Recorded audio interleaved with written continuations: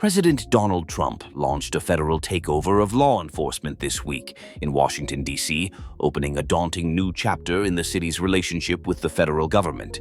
On the surface, Trump signed the emergency order to crack down on crime, but threaded through his announcement of the new directive was a broader vision for the aesthetic transformation of Washington. In the same breath that he described collaring criminals and clearing homeless camps, he envisioned grandiose building projects to remake Washington in his image. For the president, the two approaches appear to be linked. And while the takeover is unprecedented, Trump's fixation on disorder and on making the city more beautiful has a historical parallel.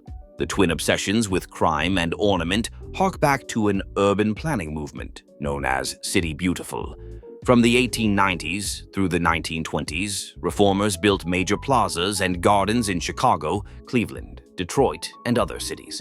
But what began as a progressive Gilded Age effort to bring art and neoclassical architecture to city centers often morphed into something darker, bolstering segregation and displacing visible poverty. In his second term, Trump is finding loopholes that allow him to act as DC's shadow mayor, his personal power amplified by the city's lack of statehood or congressional representation.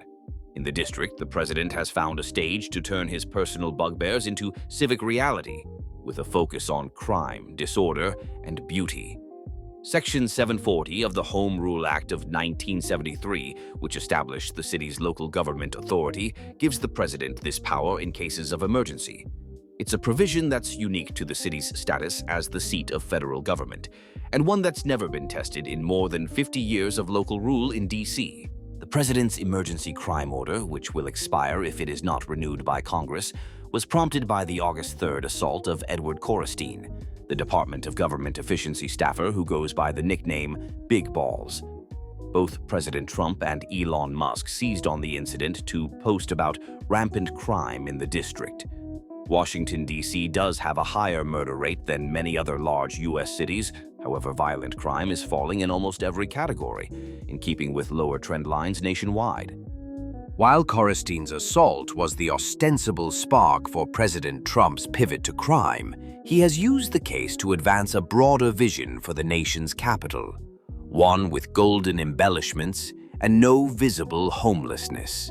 During his press conference, President Trump said as much about cleaning up the city as reducing crime, and spoke glowingly about countries where sidewalks are scrubbed weekly. The fact that crime rates are falling in D.C., homicides are down 12% year-to-date from 2024, while violent crime is down 26%, has not seemed to register with the president as much as the appearance of public unruliness. Making the District of Columbia safe and beautiful, called for federal action to sweep homeless camps, paint over street murals, and clean up graffiti in the city. President Trump's comments on beauty don't come off as a passing fancy. He used the same press conference to invoke, not just once but multiple times, his plan to raise the East Wing of the White House in order to build a new golden ballroom. The ballroom doesn't intuitively fit with the president's push to tackle crime in the city. Neither do statues, the subject of another long digression in his address, but these improvements fit into a broader vision of cleanliness for President Trump, who has long linked order with beauty. The approach echoes the 1890s, when planners argued for the revival of nostalgic, neoclassical architecture.